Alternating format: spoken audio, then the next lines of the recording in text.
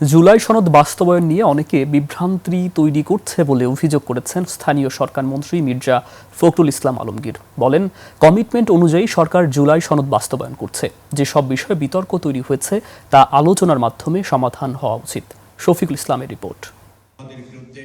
রাজধানীর আইএবিতে জুলাই শহীদ সাংবাদিক সম্মাননা প্রদানের আয়োজন করে ন্যাশনাল এডিটর্স কাউন্সিল এনইসি।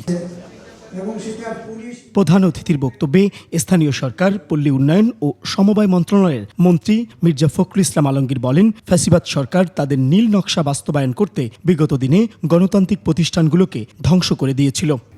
দীর্ঘকাল আওয়ামী লীগের ফ্যাসিবাদ সরকার তাদের নীল নকশাকে সফল করার জন্যে একদলীয় একটা শাসন ব্যবস্থা চাপিয়ে দেওয়ার জন্যে বাংলাদেশের সমস্ত গণতান্ত্রিক প্রতিষ্ঠানগুলোকে ধ্বংস করে দিয়েছিল। ওটা করতে গিয়ে তারা নির্মম হাতে গণতন্ত্রের পক্ষের শক্তিগুলোকে হত্যা করছিল, বিনষ্ট করে দিচ্ছিল। এটা আমরা সবাই জানি। বারবার এই কথাগুলো বলার বোধহয় এই জন্য দরকার যে আমাদের স্মৃতি যেন লুপ্ত না হয়। জুলাই সনদ প্রসঙ্গে তিনি বলেন, সংকট সমাধানে বিরোধী দলকেও এগিয়ে আসতে হবে। এখন আমরা কিছু কমিটমেন্ট আছে আমাদের, সেই কমিটমেন্টের মধ্যে 31 দফা বাস্তবায়নের কমিটমেন্ট আছে। জুলাই সনদ স্বাক্ষর করেছি, সেটা বাস্তবায়নের কমিটমেন্ট আছে। আমরা চেষ্টা করছি এগুলোকে পুরোপুরি বাস্তবায়িত করার জন্য। তো আমার খুব খারাপ লাগে, আমি আমার ব্যক্তিগত অনুভূতির কথা বলছি। আমি যখন দেখি যে কতগুলো বিষয় নিয়ে মানুষকে বিভ্রান্ত করার চেষ্টা করা হয়, তার মধ্যে একটু হচ্ছে জুলাই সনদ।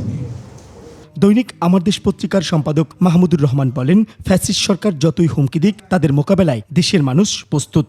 সেই জুলাই বিপ্লবের বিরুদ্ধে যতই ষড়যন্ত্র চলুক না কেন, দেশের ভেতর থেকে কিংবা দেশের বাইরে থেকে, ফ্যাসিস্ট পালিয়ে যাওয়া এক ঘৃণিত রাজনীতিবিদ যতই হুমকি দিক না কেন যে তিনি দেশে ফিরে আসবেন, আমরা প্রস্তুত আছি সেই ফ্যাসিস্টকে মোকাবেলা করবার জন্য।